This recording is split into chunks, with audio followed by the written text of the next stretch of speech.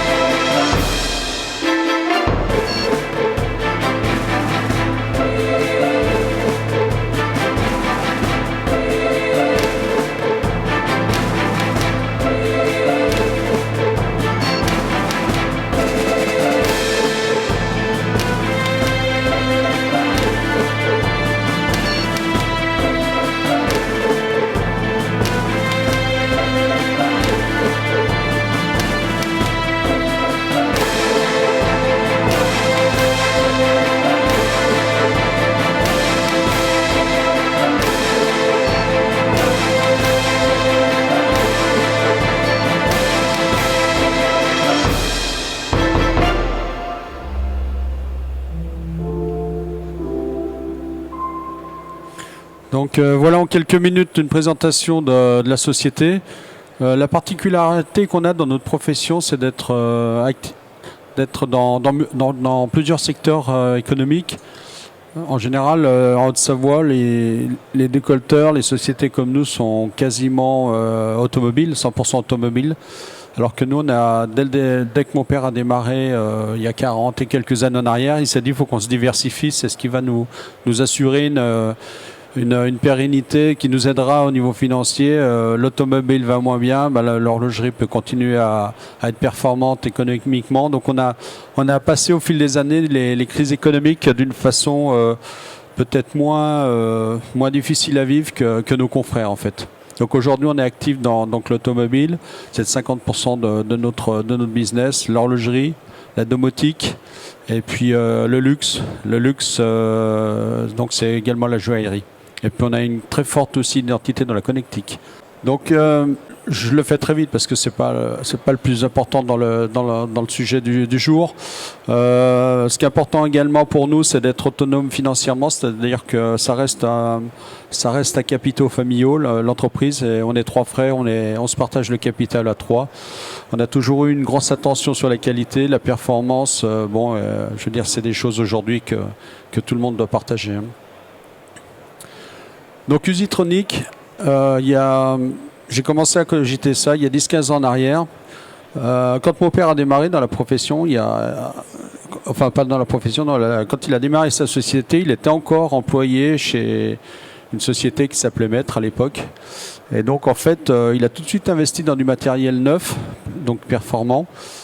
Par contre, quand il était chez son employeur, il fallait que les moyens de production produisent. Et donc il faisait ses vérifications dimensionnelles, il faisait ses changements de référence, etc. pendant le soir ou le week-end, etc. Donc dès qu'il a démarré, on a été conditionné par le fait que nos machines doivent produire un maximum d'heures en autonomie, sans surveillance et en s'assurant que nos pièces sont conformes.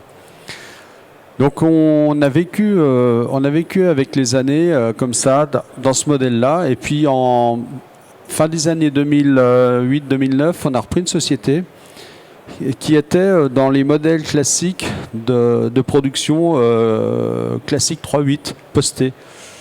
Et on ne comprenait pas, pendant plusieurs années, on ne comprenait pas pourquoi on n'arrivait pas à se sentir bien dans cette société et en faire ce qu'on voulait. Et à un moment donné, on s'est dit, oui, ça y est, on a compris pourquoi, parce que c'est pas notre mode de fonctionnement.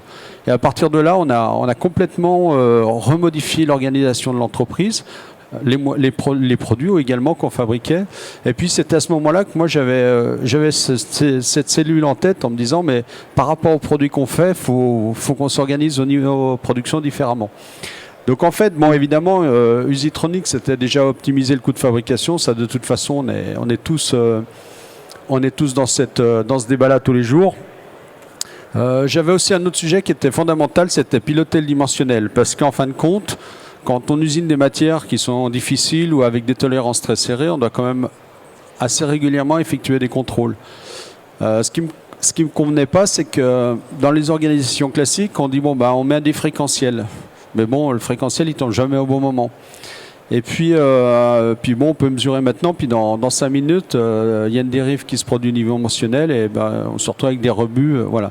Donc moi, ce que je voulais, c'était m'assurer que quasiment en temps réel, la production qui était réalisée était conforme. Et que si à un moment donné, elle ne l'était plus, soit on arrivait à intervenir avant pour lui permettre de rester en conformité, soit autrement, on arrêtait le moyen de production.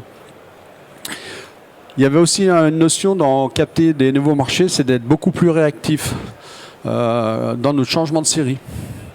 Et c'était de dire, dès l'instant qu'on doit changer de série, c'est lourd, ça prend des jours parfois, suivant ce que c'est, etc. Il faut qu'on soit beaucoup plus rapide. En fait, moi, je m'inspire beaucoup dans ces réflexions-là de la Formule 1, en fin de compte. Parce que la Formule 1, souvent, quand on en parle, on nous dit, le gars, il a fait la pole. Ouais, ok, d'accord, il a mis 1 minute et quelques, il a fait son tour, mais en fin de compte, on s'en fout de la pole. L'objectif, c'est de gagner la course, c'est pas de gagner la pole. Gagner la pole, ça donne un avantage, mais ça procure pas l'assurance qu'on va gagner la course. Et en fait, gagner la course, ça veut dire quoi ? Ça veut dire que vous avez des changements de pneus, vous avez des temps d'arrêt, donc il faut essayer de minimiser ce nombre d'arrêts, puis il faut essayer d'optimiser le temps d'arrêt pour qu'il soit le plus court possible. Il y a des conditions qui changent, il peut y avoir les conditions climatiques qui changent, il y a des conditions de course, etc. On peut avoir des pannes. Donc en fin de compte, moi je me dis, quand il y a une course de Formule 1, qu'est-ce qu'ils ont travaillé de manière à pouvoir gagner la course ? Qu'est-ce qui fait qu'à un moment donné, ils sont meilleurs que les autres ? Et je me suis dit, je vais moins me focaliser sur le temps de cycle, mais beaucoup plus sur mes temps d'arrêt, de manière à ce que mes machines, elles tournent, elles produisent le plus longtemps possible, le plus d'heures par semaine, et en étant sûr qu'elles produisent en conformité. Et puis ça permet aussi quelque chose qui est énorme, c'est la montée en compétence des collaborateurs, dans le sens où on leur demande aujourd'hui souvent de faire des choses répétitives et un peu Je vais dire bête et stupide, voilà, tu mesures, bon ok, c'est bon, c'est pas bon, bah, tu corriges, ou si tu sais pas, tu noies. Mais en fin de compte, ça reste très, enfin je veux dire, c'est pas très valorisant, quoi. Donc la cellule usitronique, à l'époque, parce qu'aujourd'hui elle serait peut-être plus faite tout à fait pareil, on a une machine de production, on a un robot, on a du lavage, du séchage et un moyen de contrôle. Là, dans ce cas-là, c'est tridimensionnel. C'est-à-dire qu'en fait, on produit la pièce, après on la lave, on va la mettre sur la machine de contrôle. La machine de contrôle, elle calcule les dérives. Et en automatique, on va corriger notre machine de production. C'est-à-dire que, bon là, pendant des années, j'ai fabriqué des pièces d'horlogerie. J'avais entre un quart d'heure et 45 minutes de temps de cycle. Donc ça me laissait largement le temps de contrôler. Le temps de contrôle était plus rapide. Donc en fait, je contrôlais au fur et à mesure que je produisais. Et quand j'arrivais dans un espace dimensionnel, dans des limites dimensionnelles que je m'étais fixées, ben soit j'avais un changement d'outil en automatique, et ça me permet, donc en gestion d'outils frères, ça me permettait de repartir en prod et de continuer ma production. Soit autrement, ben j'arrêtais, puisque de toute façon, j'avais pas de solution pour continuer à produire. Alors, normalement, il y a le film, je ne sais pas s'il part.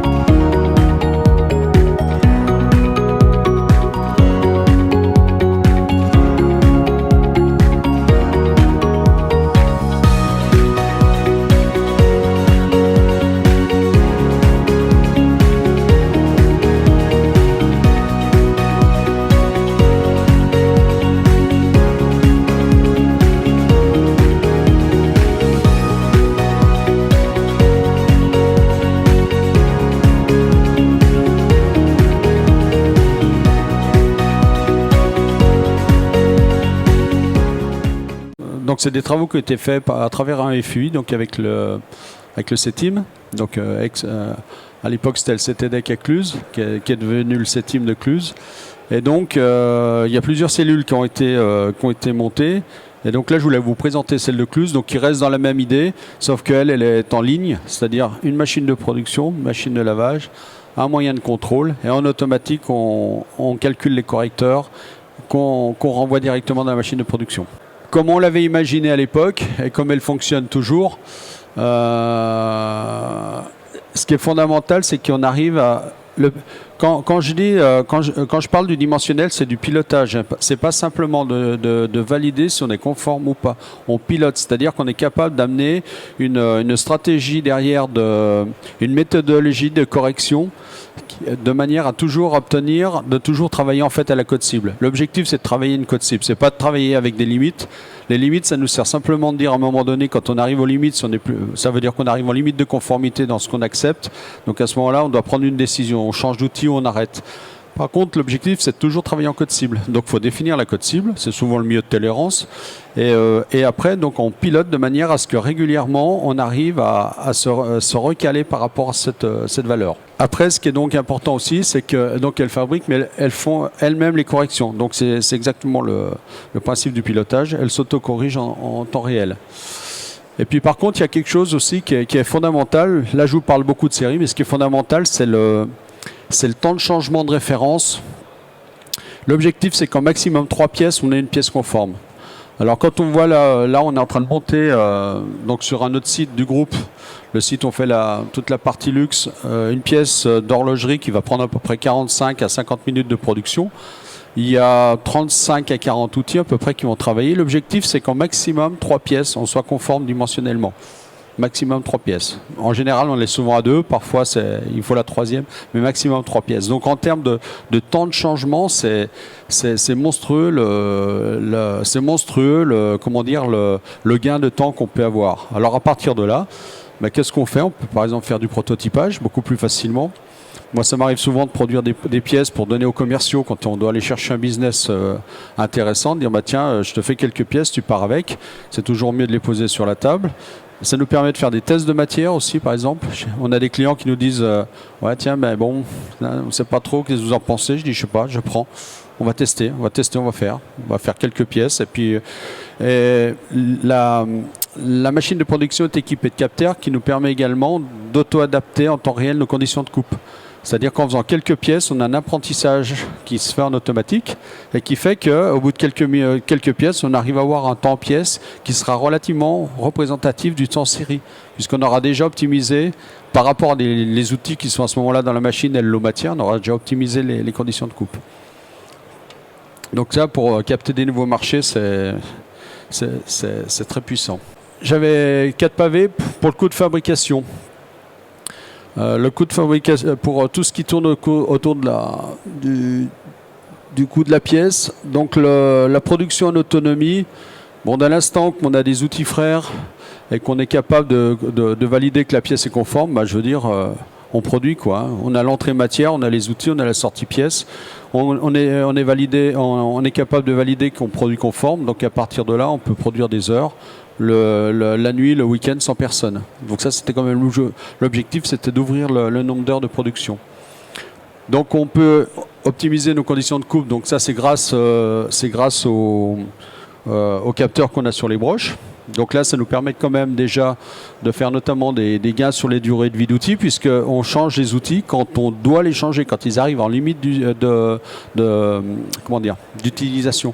C'est pas des fréquentiels comme souvent on dit allez tous les temps 500 pièces tu changes.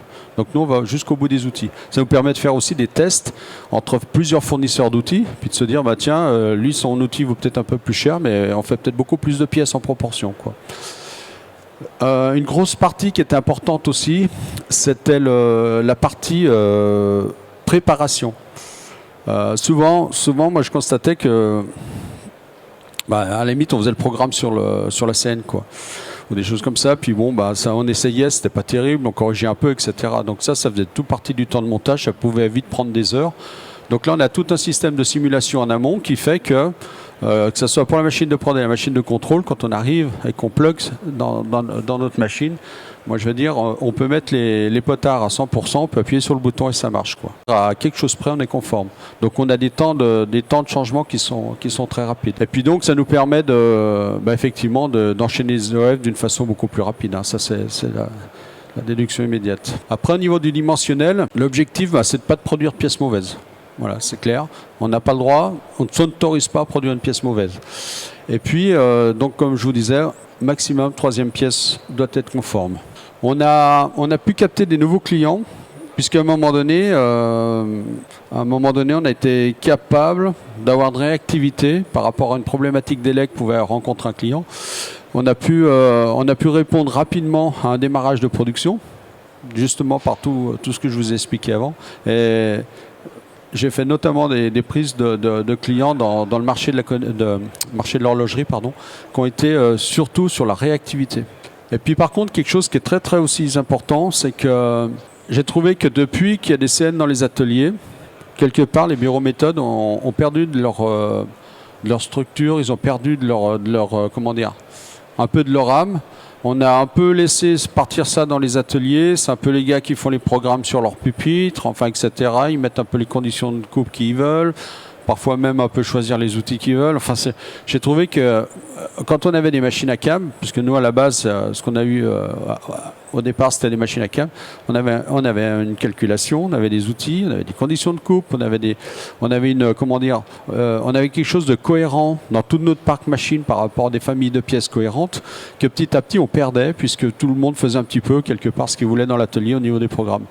Et ce que j'ai voulu à travers ce projet aussi, c'était de redonner de la valeur et de la compétence au bureau méthode. Donc aujourd'hui, il y a beaucoup plus d'infos qui remontent. Le but, c'est aussi que Donc oui, de redonner cette structure méthode et puis qu'on retrouve quelque chose de cohérent au niveau des conditions de coupe, des outils qu'on utilise dans les ateliers. Et puis le dernier point au niveau du personnel, les opérateurs, les régleurs. Il y a une formation au CETIM qui a été montée puisque avant on parlait de régleurs de machines, mais bon maintenant il y a de la robotique, il y a aussi du contrôle. Alors il y a une formation qui a été montée à Cluj, j'ai plus le nom en tête là, j'ai le trou là, où justement c'est usitronicien quelque part, c'est-à-dire que c'est un régleur plus, c'est-à-dire qu'on commence à lui associer d'autres compétences que uniquement la partie usinage en fait. Et donc nous, ça nous a permis aussi de faire monter notamment les opérateurs à qui on demandait des choses un peu répétitives et sans trop valeur ajoutée. Aujourd'hui, ils ont des moyens qui leur permettent de faire des anticipations, de comprendre ce qui se passe, etc. Et on a vraiment pu développer du savoir-faire chez certains qu'on ne soupçonnait pas, quoi. Donc ces travaux, c'était un UFI qui a démarré début des années 2010. Donc voilà, donc en fait les sociétés qui sont donc le CETIM, l'université de Savoie-Mont-Blanc, elle qui a fait toute la partie informatique entre guillemets avec le pilotage. Ronac c'est de la robotique, Stoblis c'est les robots, Index c'était la machine de production, Metutoyo la machine de contrôle. Voilà, nos partenaires qui nous ont aidés à monter ce projet. Aujourd'hui, si je devais le refaire, avec les moyens actuels, déjà on n'a plus besoin de la machine 3D déportée. Aujourd'hui, moi, mon gros débat, c'est de trouver des capteurs que je peux mettre directement dans les machines. Parce que là, bon, pour moi, ça c'est une machine un peu spéciale, hein. C'est pas du décolletage pour moi, cette machine, c'est de la mécanique. Mais nous, dans le décolletage, on a des pièces qui tombent toutes les 2, 3, 4 secondes. Donc en fait, ce qu'on veut mesurer toutes les 45 minutes, maintenant, il faut le faire toutes les quelques secondes. Donc travailler sur les capteurs, enfin tout, voilà. Et puis bon, une cellule comme ça prend de la place. Demain, il faut arriver à réduire tout ça. Donc le but, c'est vraiment maintenant d'aller chercher l'information dans la machine. Et là, on a des sujets en cours avec le CETIM notamment. Des jolis sujets. Voilà.